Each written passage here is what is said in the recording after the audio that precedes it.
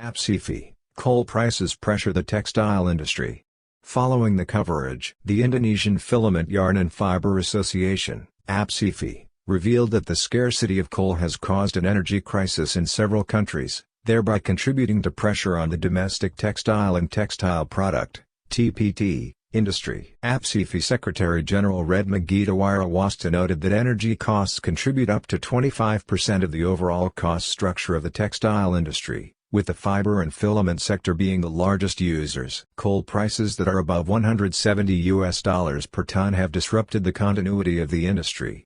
In addition to the high price following fluctuations in the international market, that supply and price are guaranteed, said Redma at a press conference took place virtual, Friday, 15/10. He continued, his party hopes that the price of coal for industry will be lowered to an economic figure of $70 per ton, or equal to the price in 2018 to 2019. Redma said the availability and affordability of energy is important to answer the opportunities presented by conditions in a number of competing countries. The lockdown in Vietnam and the energy crisis in China and India have left market niches, particularly domestically, to be filled by domestic textile players, he continued. Ministry of Industry builds halal industrial ecosystem. Following the coverage, the Ministry of Industry, Kemenperin, continues to encourage the optimization of the potential and opportunities for the development of the halal industry in the country. This is because Indonesia is a country with the largest Muslim population in the world with 272.2 million people, while overall, its position in the global Sharia economy is in fourth position, or below Malaysia, Saudi Arabia and the United Arab Emirates.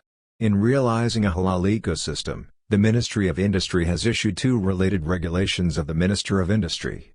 First, regarding the halal industrial estate, then regarding the establishment of the Halal Industry Empowerment Center, said Secretary General of the Ministry of Industry Dodi Widodo in his official statement today. Dodi explained, to produce halal products, many aspects are of concern, such as raw materials, supporting technology, supporting facilities, and human resources, HR, of the industries involved. With the potential of the global Sharia economy reaching $2.02 trillion, Indonesia has the opportunity to develop the halal industry, especially in the food and beverage, fashion, pharmaceutical and cosmetics sectors. Government asks banks to give ease to textile sector.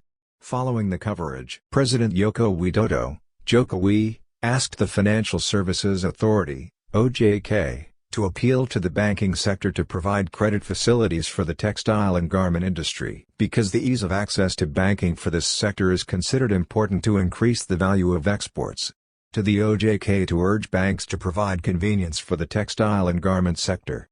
Because this is a short term. What is needed to increase exports is the ease of working capital, said Coordinating Minister for Economic Affairs Erlangga Hartarto after attending the OJK Virtual Innovation Day 2021 event at the Palace Complex. According to Erlangga, the textile and garment industry sector is President Jokowi's concern. The pandemic condition in other countries such as Vietnam, which is currently implementing a regional quarantine policy, can be used to increase the value of garment exports in the country. Tenyun Fashion Week 2021. Following the coverage, being a natural and environmentally friendly fiber brand, Tencel Fiber, in collaboration with one of the partner yarn and fabric producers, PT Laksana Kurnia Mandiri Sejati, Lakumas, is participating in the fashion world in Southeast Asia dedicated to traditional woven fabrics for the first time.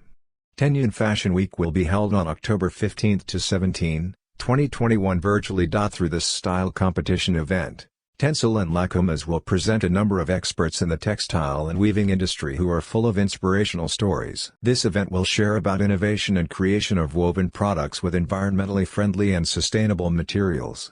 Not only that, this program is also held to empower women weaving activists so that they can have a positive economic and social impact on their communities. Weaving shows cultural identity.